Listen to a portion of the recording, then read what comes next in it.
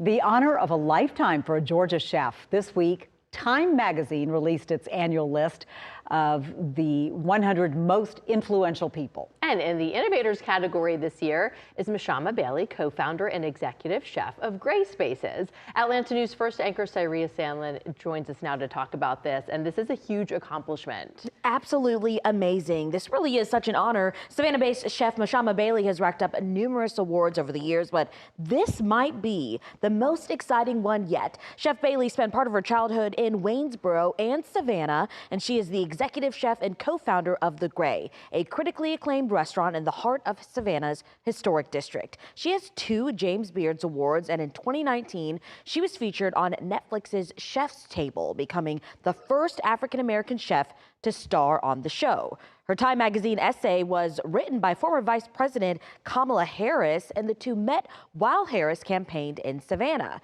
Harris said Bailey demonstrates that chefs are leaders not only in the kitchen, but also in their communities. In an exclusive statement to Atlanta News First, Bailey said in part, quote, "There are not many words that can express how I feel about this incredible honor.